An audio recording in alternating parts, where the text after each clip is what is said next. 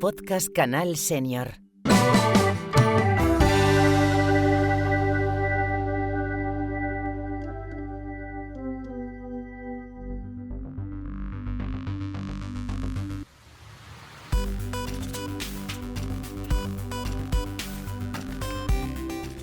La tecnología puede ser una gran aliada a la hora de mejorar la calidad de vida de las personas. Desarrollar soluciones al servicio de la sociedad es un trabajo primordial para muchas iniciativas que buscan la forma de intensificar el vínculo entre el bienestar y lo digital. Iniciativas como Inrobix, un spin-off de la Universidad Carlos III de Madrid dedicada a la salud digital, integrando tecnologías innovadoras como la robótica social y la inteligencia artificial con un fin de acompañar, cuidar y educar. Para contarnos cómo precisamente esta inteligencia artificial y esta tecnología pueden convertirse en un elemento clave en los tratamientos y en la inclusión de las personas de la tercera edad, hoy contamos con un nuevo podcast de Canal Senior con José Carlos Pulido, CEO fundador de Inrobix, además de doctor en Ciencia y Tecnología Informática con especialidad en Inteligencia Artificial. ¿Cómo estás, José? Hola, muy buenas, muy bien. Aquí encantado de participar. Nosotros sí que estamos encantados de contar contigo. Queremos saber cómo surge y cómo nace esa idea. Bueno, pues la verdad es que nace desde la propia investigación, ¿no? Nace en la universidad, el germen investigador, en el cual, pues bueno, tres socios, en aquel momento investigadores de la Universidad Carlos III de Madrid, se nos planteaba un reto muy interesante. El objetivo era integrar tecnologías como la robótica social dentro del ámbito terapéutico, dentro del ámbito de la rehabilitación, para que de algún modo, primeramente, validar y demostrar que estas tecnologías verdaderamente eran útiles para mejorar la rehabilitación de las personas. Entonces, bueno, como ya digo, era una tecnología y sigue siendo una tecnología muy innovadora, todavía con mucho camino por delante, y que nosotros, pues poco a poco, haciendo nuestros propios desarrollos desde la universidad, conseguimos madurarla lo suficiente como para finalmente luego en 2020, años más tarde, crear una empresa que realmente ofrezca estos productos comerciales y reales, ¿no? Hablábamos de que mencionas que es ese desarrollo de productos diferentes como puede ser la robótica asistencial, que la hacéis tanto para personas individuales como para residencias, ¿no? Sí, efectivamente, nuestro objetivo es efectivamente ofrecer dinámicas de sesiones, o sea, formas de rehabilitar, formas de terapia totalmente complementarias a las que existen actualmente. Al final, el hecho de utilizar un robot social asistencial en este caso, nos permite automatizar, o sea, hacer automáticamente ciertas tareas repetitivas y que puedan ser cansadas o que puedan ser tediosas incluso para el profesional. Nosotros tenemos medios, en este caso robots, que nos permiten detectar y determinar que efectivamente el paciente lo está haciendo de una manera determinada, que podría hacerlo mejor, y ahí es cuando el robot, el aspecto social del robot, es cuando entra para ofrecer vamos a decirlo, una conversación o una serie de diálogos que le van a permitir al usuario, a la persona mayor en este caso, a mejorar su rehabilitación, ¿no? Sus movimientos en este caso, ¿no? Con lo cual, pues efectivamente es una tecnología súper innovadora que además aporta un valor añadido a los profesionales, no solamente a los pacientes. De hecho, una tecnología con alma, como bien dejáis claro en vuestra plataforma, ¿no? Efectivamente, bueno, esto es muy curioso, efectivamente, porque, a ver, nosotros no somos fabricantes de robots, no nos dedicamos a crear físicamente ningún robot, no los construimos, no tenemos una cadena de producción de robots. Sí que utilizamos robots que actualmente son comerciales, actualmente se venden en diferentes plataformas, y estos robots lo que nosotros es aportarle un software, que es lo que nosotros desarrollamos, software inteligente que les aporta este alma, ¿no? Por eso nos gusta llamarlo alma, porque nosotros aporta este alma, va a permitir que estos robots tengan, no vamos a decir conciencia como la conciencia humana, pero sí que va a permitir que estos robots se comporten al menos y digamos, cumplan con lo que estamos, con los objetivos para lo que se está desarrollando, ¿no? Los objetivos para los que se les está creando, que en este caso es adoptar el rol de un coterapeuta, digamos, de una, vamos a decir, una versión complementaria del terapeuta para que bajo ese rol incentive, motive a los pacientes a hacer una serie de actividades y de ejercicios, tanto para la parte de estimulación física como la parte de estimulación cognitiva. Lo que busca el robot es ser el compañero ideal básicamente del usuario, del paciente o de la persona mayor, para mantenerles siempre estimulados y con un modo de vida activo. En vuestra experiencia, ¿cuál es la reacción de las personas mayores ante los robots? O sea, cuando los ven, ¿hay una predisposición? ¿Existe cierto rechazo? Pues mira, sorprendentemente nosotros, aunque nuestros inicios fueron en el ámbito pediátrico, durante las primeras etapas comenzamos a trabajar con niños. Ahí, pues claro, la conexión, el vínculo que se establece entre el robot y el usuario, en el niño en este caso, es muy fuerte. De hecho, es tan sólido como que en algunos casos unas patologías concretas, más cognitivas tipo autismo, etcétera, la conexión que se produce entre el paciente y el robot es tan grande que hasta sobrepasa incluso las barreras que puede conseguir hasta un terapeuta humano. Y eso se puede utilizar para trabajar. Esto es algo que se ha evidenciado científicamente, está ahí, hay varios estudios al respecto, y nosotros, con cierto escepticismo, decidimos ampliar el uso de nuestra herramienta para también el ámbito geriátrico. Y para nuestra sorpresa, al final resultó que era muy similar a lo que sucedía con los niños, ¿no? Es verdad que cuando nos hacemos cada vez más mayores, nos vamos volviendo cada vez más niños. Y por ese motivo, también a ojos de las personas mayores que tienen otras necesidades probablemente que las que tenemos en la vida adulta, esa necesidad de afectividad, esa necesidad de necesitar estar acompañado, ¿no? Esas necesidades emocionales, hasta cierto punto se pueden llegar a, vamos a decir, entre comillas, cubrir con plataformas que estén más humanizadas, ¿no? Como puede ser un robot social.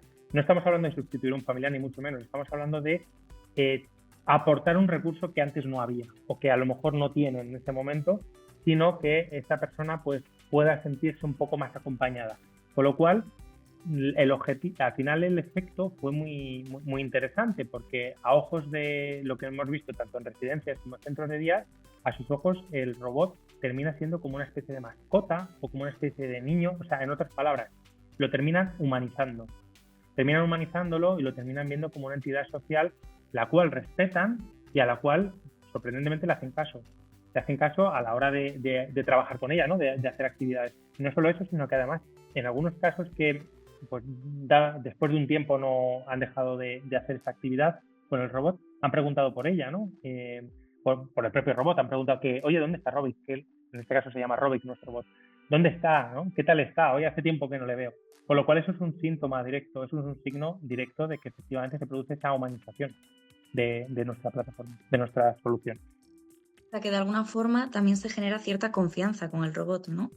Efectivamente, hay complicidad, hay confianza y sobre todo más aún si además ellos son conscientes de que con esta plataforma ellos van a estar más seguros porque les va a vigilar de algún modo, les va a aportar datos, por ejemplo, a su profesional. Nos hace mucha gracia porque hemos tenido casos incluso en los que han hecho terapias, han hecho una serie de ejercicios con nuestra plataforma y luego han escrito una valoración diciendo, oye, y nos decían algo así como está muy bien la plataforma, ha estado muy bien la sesión, dice, pero esto la verdad es que me gustaría que mi profesional, o sea, en este caso mi terapeuta o mi fisioterapeuta, se diese cuenta de que verdaderamente estoy haciendo las cosas y además él con esto pueda ver que yo estoy mejorando. O sea, para ellos también es muy interesante el hecho de saber que es un canal de comunicación con su profesional, que así lo es.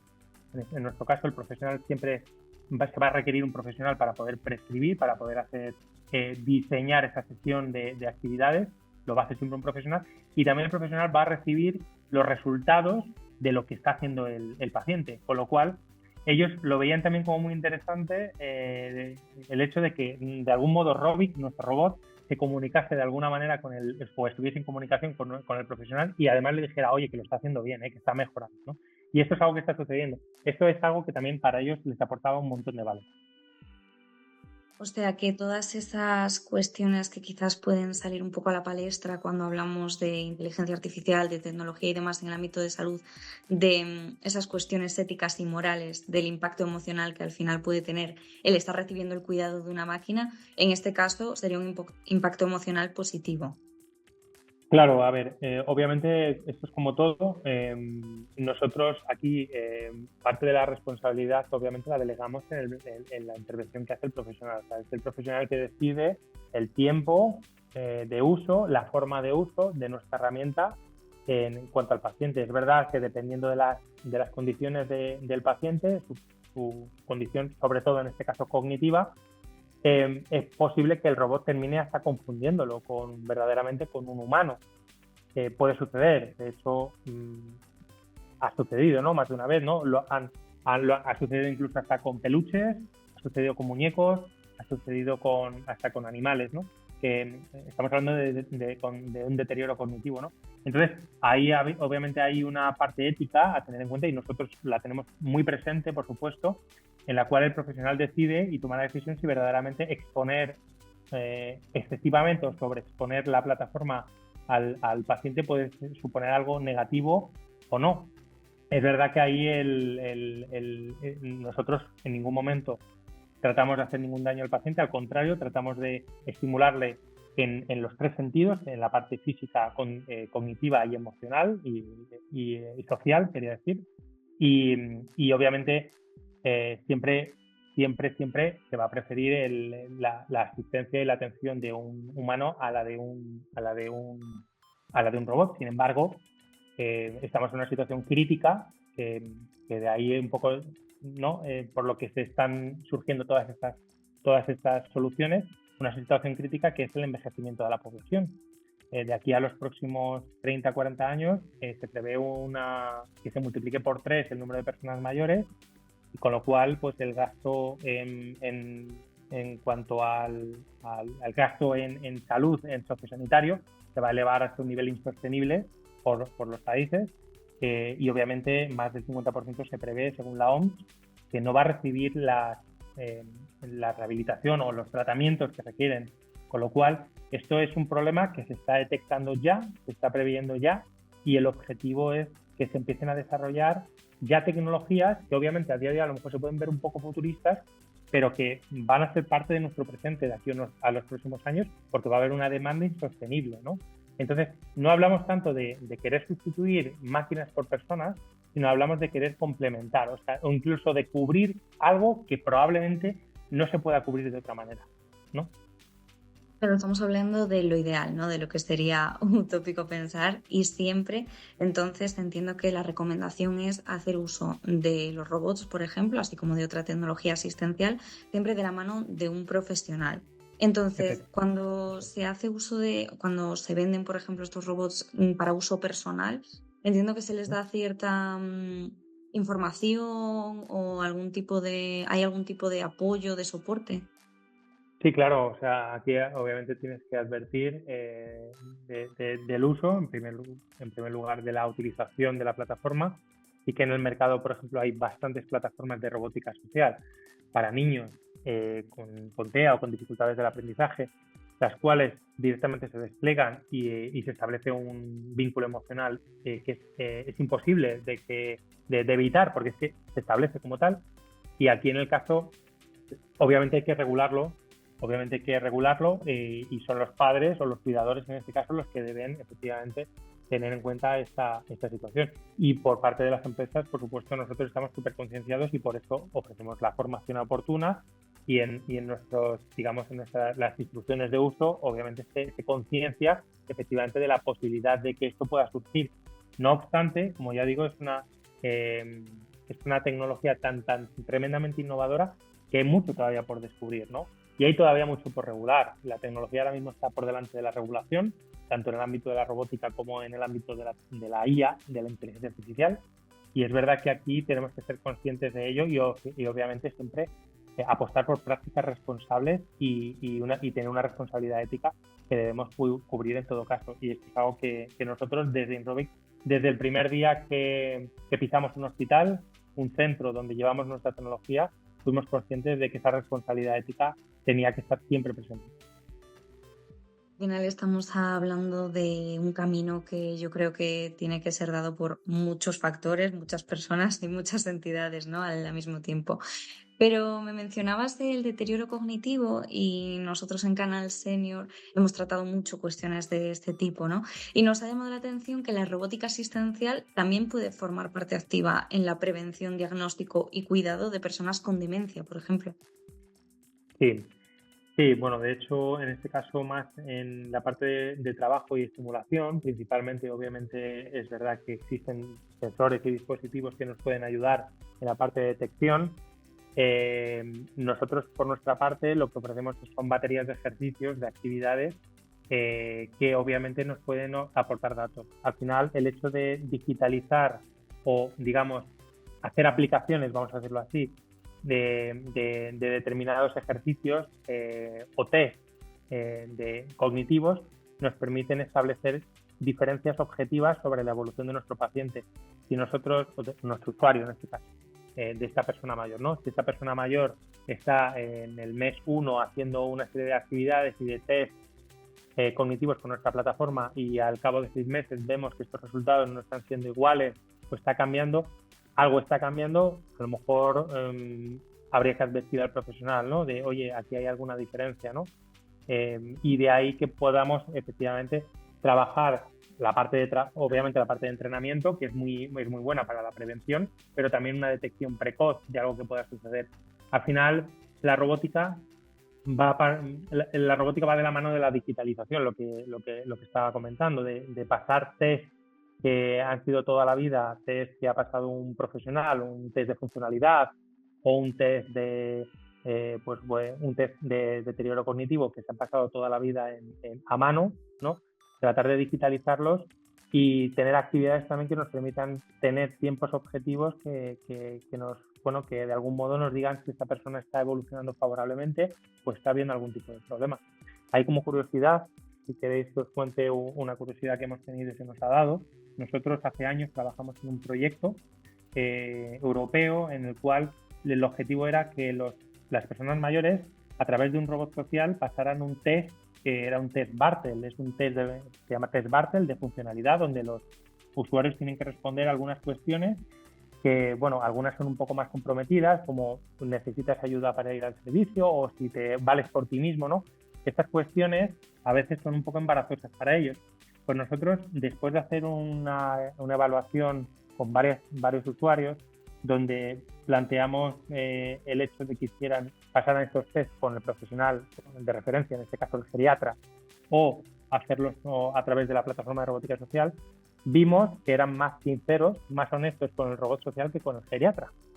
Curiosamente, tratamos de buscar una explicación a esto y es que ellos se sienten menos juzgados con contestar estas preguntas a una máquina, en este caso que ellos son conscientes de que es una máquina, antes que a un profesional, a un médico en este caso, que de alguna manera ellos se sienten un poco más juzgados y les resulta una situación un poco más violenta. Lo cual, fijaros que abre un enorme potencial, ¿no? Un gran abanico de posibilidades, ¿no?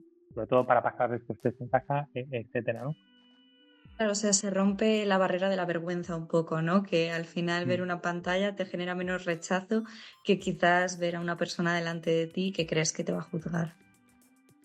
Sí, esto es efectivamente una de las cosas que sucede, es esto, de alguna manera esa complicidad o confianza que comentábamos antes, siempre y cuando obviamente esté bien diseñado el sistema, no tenga fallos, pues hace que efectivamente estas personas muchas veces se sientan con la libertad de expresarse y no tengan a veces que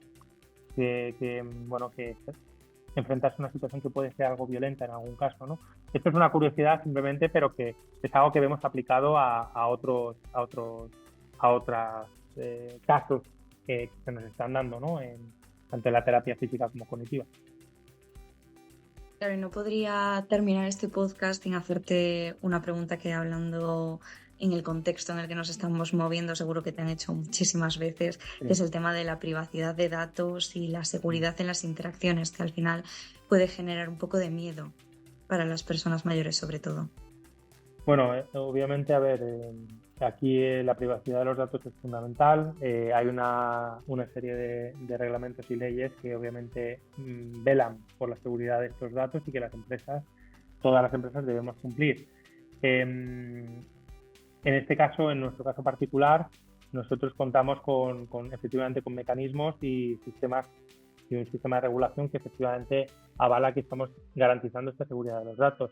Al final nos estamos moviendo cada vez más en sistemas basados en nube, con lo cual siempre hay una parte de pérdida de responsabilidad o delegación de responsabilidad de ciertos datos que están en nubes de otros, y siempre es verdad que en este caso se habla de la trazabilidad del dato. O sea, desde las empresas lo que tenemos que tener muy claro es que ese dato, desde que sale de la persona mayor, desde que la persona mayor verbaliza o se capta una imagen o algo similar, desde ese momento hasta que eso llega a un servidor de destino, tenemos que tener claro que ese dato pasa por fuentes siempre seguras, por supuesto. Y cuando llega a esa nube, obviamente, que esa nube no pertenezca a terceros que tienen intenciones pues no deseadas o no deseables de hacer utilización de estos datos.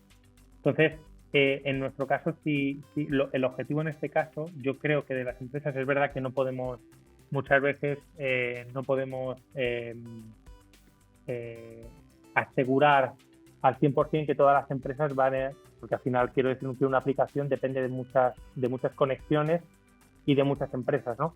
Y hay veces que el futuro de lo que hagan otras empresas no lo podemos garantizar. Sí es verdad que nosotros podemos aportar la infraestructura lo mejor posible y obviamente a raíz de esto que la persona esté tranquila y que se le explique a la persona qué datos efectivamente se van a manejar, qué datos no se van a manejar y si esos datos van a estar en un lugar seguro o no. En nuestro caso particular, para que entendáis cómo hemos funcionado hasta ahora, hemos almacenado exclusivamente aquellos datos que nos permiten ofrecer estas interacciones seguras con el paciente, hasta el punto de que nuestros pacientes, nuestros usuarios en nuestra base de datos son totalmente anónimos. O sea, no se les vincula con ningún tipo de dato personal. Tenemos completamente anonimizada, de forma que para nosotros cada usuario es un identificador, vamos a decirlo, como un número, ¿vale? No es Francisco Rodríguez, no. Para nosotros Francisco Rodríguez es un número que podría ser cualquier otro. Simplemente, obviamente, tenemos algunos datos de esta persona, pero esta persona no aporta datos suficientes como para poder identificar, ¿vale? De esta manera podemos garantizar la privacidad de nuestros usuarios, a pesar de que nuestras redes y nuestras bases de datos son seguras. A pesar de ello, nosotros vamos un pasito más allá en ese sentido y al menos de momento con las soluciones que tenemos no hemos necesitado tener información identificable de los pacientes. Pero efectivamente es una responsabilidad de las empresas y lo más importante no solamente es la parte que tenemos que hacer por detrás en la empresa, sino también concienciar a la persona e informar a la persona de qué se está haciendo y qué datos se están almacenando. Y obviamente eso se hace a través de las políticas de privacidad que se firman, ¿no?, antes del uso de las aplicaciones. Importante eso que dices de que las propias personas que hacen uso de esta tecnología, que se sientan seguras y que sean conscientes de toda esta información para así tomar decisiones informadas, sobre todo.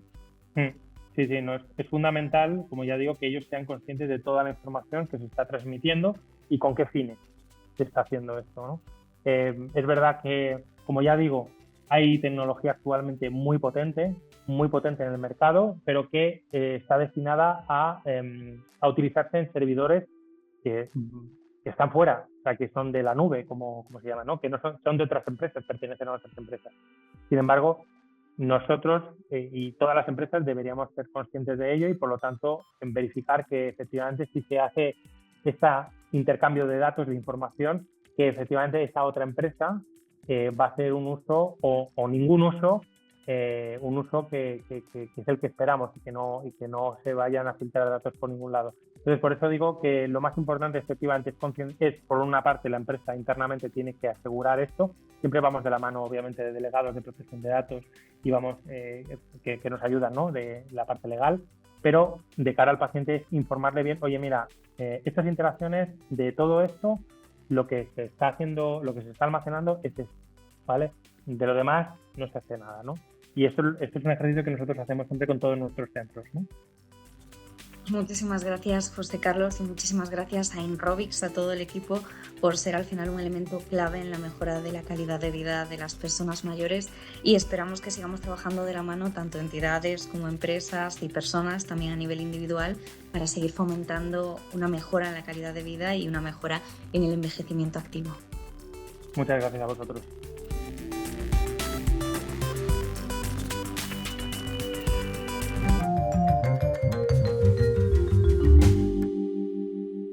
Podcast Canal Senior. Y recuerda, si no lo sabes, apréndelo.